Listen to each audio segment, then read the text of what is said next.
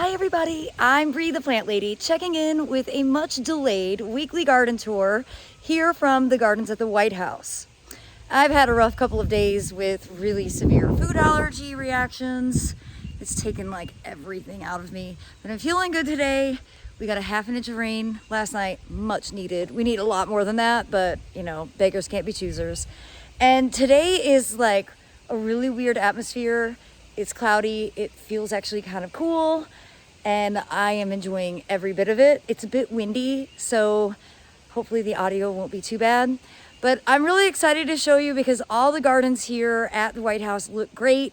We are less than 2 weeks away from the fall open garden, which is Saturday, September 20th from noon to 4 p.m. And for those of you that are in the area, I do hope that you will plan to come. We've got the awesome cottage garden seed sale, native plant sale, and several amazing vendors, including pottery, fused glass, terrariums, and Jake's Farmer will be here selling plants and his brand new book. So I put the link in the description so you can click that and get all the information you need. And let me go ahead and turn this camera around, show you how everything is looking.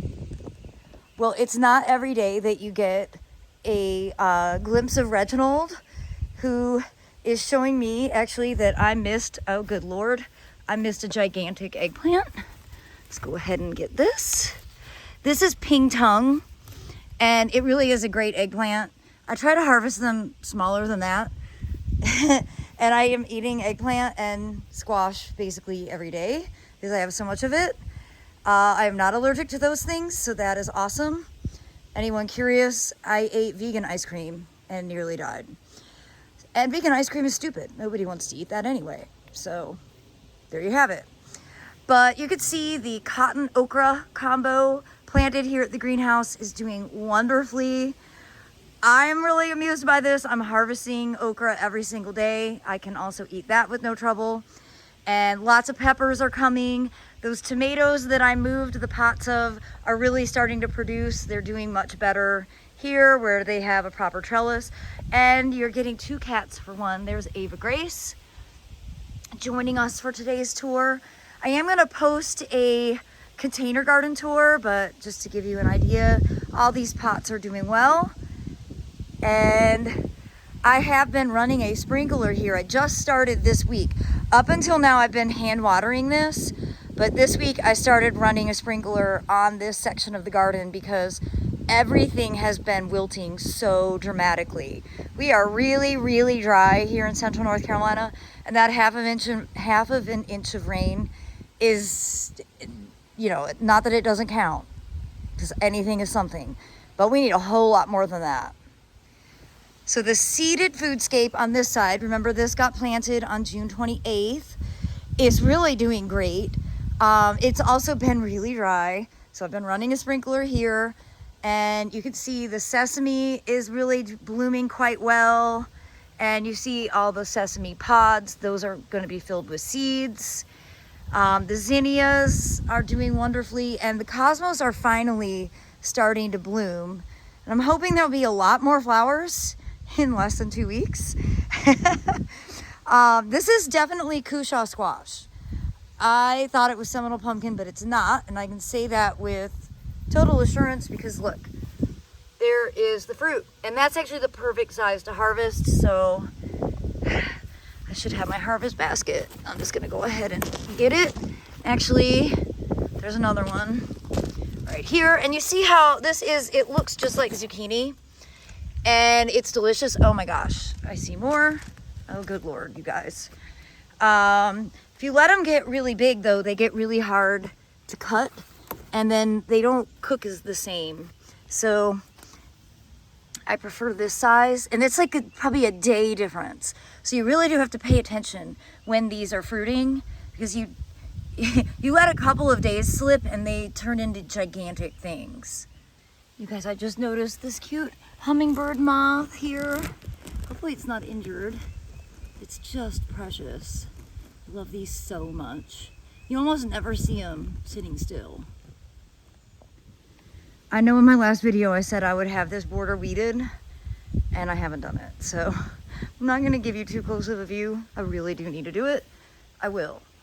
I will. I have been watering because it's really dry, and it's great to see like asters are really starting to pop, and this heliopsis, yes, heliopsis has just been so fantastic. It's been blooming all summer long, but of course microstegium, just terrible, and well, all kinds of bad stuff. So I have to get on this week. This will be my excuse for leaving my computer, because somehow I have an endless amount of computer work. So I'll admit, I kind of thought the sycamore would start pushing out growth by now. I mean, it's only been 2 weeks, but I kind of thought it would. It hasn't yet. It's okay. Hope springs eternal. But I am really pleased with how everything is looking in here. The pumpkins, which this is planted itself, so it looks like a Seminole to me, but it hasn't fruited.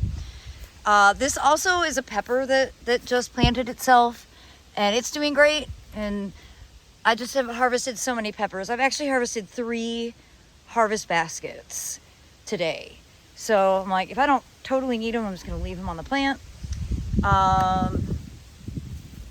That sweet potato also planted itself, which is awesome. This is adjacent to the compost pile. It's a lot of magic that happens. In fact, all these tomatoes that are growing over the compost, those are also self-planted.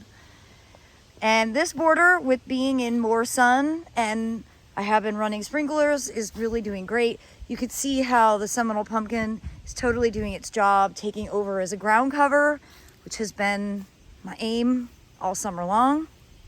And I'm really thrilled to show you that I've got like late season corn. Because I plant it late, I don't get corn earworms. So these are feeling good. And they're not ripe yet, but it's pretty exciting that we will still have our own corn, even though much later than everybody else, I'll admit. But yes, with more sun, it's amazing in 2 weeks' time how everything in this border has just jumped. And then going along here, it's the same thing. Everything looks awesome because I've been running a sprinkler a lot. I did harvest all of these Seminole pumpkins. And now my question to myself is, what exactly is this one? Because this is not the shape of a cushaw. The cushaw is what I showed you earlier. This is a different shape and a different leaf. I don't know what I planted. And I missed this. So you see how big it already is, and it's already hard. So I'm just gonna leave it. Maybe I'll use it as like decoration for Halloween. There's another one in here that's also I missed, and it's already gotten large. But this is not cushaw. And I told you wrong in the last video, but you see, this is the one that has ugly foliage. So I don't think this is the best squash to grow, just because I don't like that yellowing leaf. I like how that leaf looks. So, but I don't want to ruin the reputation of cushaw, because cushaw squash doesn't look that way either. Cushaw, from a distance, you can see, looks really good at the edge of that greenhouse planting. So this remains a mystery. Well, I smelled it a few days ago, and I have to show you the Osmanthus fragrans variety Aurantiacus has burst into flower. It is the most amazing smell, and it definitely is the sign that it is no longer summer. Even though summer technically doesn't end until, actually not sure when equinox is. It might be September 20th, it might be the open garden date. But when the Osmanthus starts to bloom, that definitely symbolizes the days are getting shorter much more rapidly. And yeah, we're in a different season now. And it feels like a different season. Coming up into the front yard, I've been running the sprinklers a lot. So you can see the grass is really green out there because that's been getting sprinkled. And the east meets west border is looking good. The pycnanthemum doing its job. The muley grass is really starting to bulk up and not quite blooming fully yet, but starting. And I've decided with this border, because I don't have enough mulch to mulch this whole edge, which I did in the other bed, and I'm going to show you. But I'm going to go ahead and put another thick layer of veggie mix out here, and then I'm going to do a seeding of some of the stuff that I'll be selling at the open garden. So look for a video this week that will feature me kind of cleaning up these edges, getting it composted, and then getting it seeded. I have been running the sprinkler out here every single day. So, I mean, I'm disappointed with how these viburnum dentatum look. They've gone basically totally deciduous very early.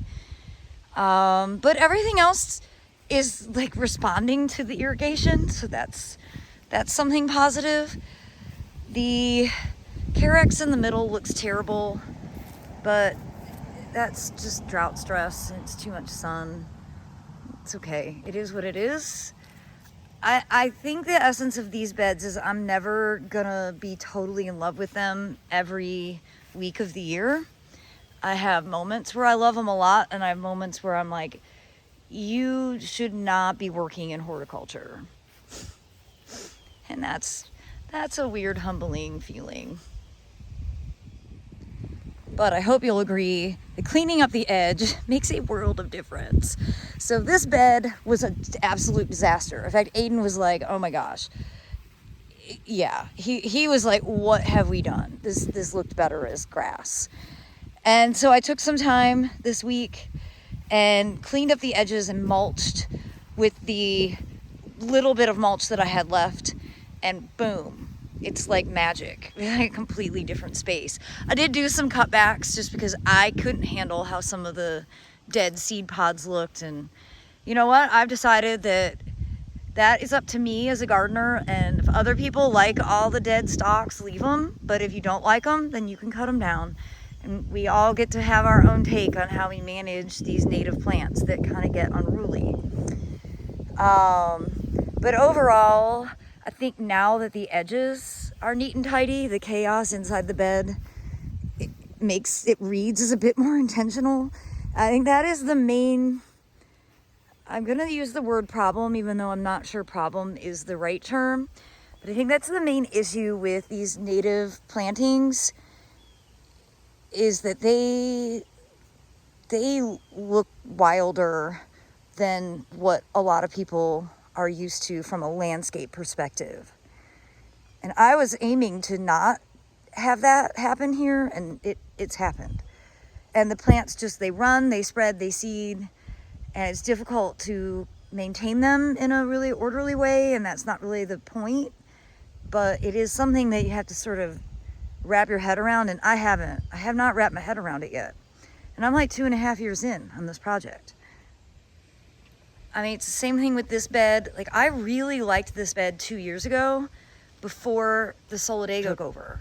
But now I think what I'm going to do is try and dig up all the Solidago and move it somewhere where it can just take over, which I don't actually know where that space is. But I would rather this bed, which is easy access with a hose, be filled with native plants that aren't so aggressive. And Solidago rugosa wasn't the right decision. So that'll be fine. Digging that out won't be the end of the world. Obviously, I'm not doing anything until after the open garden. But that is where my brain is right now. On retrieving some square footage in here to be able to put in plants that have a less vigorous habit. Maybe more salvias, more echinacea. Yeah, we'll see. I certainly do not have the answers to this conundrum. But one garden that I love deeply is this fern bed under the big taxodium. And it's just, well, it's doing everything I dreamed it would. I need to plant more ferns and sort of fill it out. And the funny thing was, I was talking to Aiden, we were like dumping stuff into our, compost pile out in the woods. And I was saying how I needed to order ferns, and then I looked and I was like, or I could dig some of the ferns that are growing natively in the woods, like 50 yards from here, transplant them here, and I don't have to buy anything. And honestly, you guys, never once has it occurred to me for these native borders to just go to the woodland and use the stuff that's already growing natively. And therein lies the problem with having a horticulture brain where everything comes through the nursery trade. And I can't help it, it's how I'm trained. But I'm trying. So that will be a project that I do, but likely not until probably November. Hopefully we'll be wetter by then, but there's no way I'm doing any transplanting now with as dry as it is, knowing that I am going to be gone basically the entire month of October. So there's no point in setting the plants up to fail. Well, I do hope that you've enjoyed this weekly update. Now that we are already making progress into the month of September, I hope you'll plan to come to the open garden on September 20th. And as always, thanks so much for watching. Happy gardening, everybody.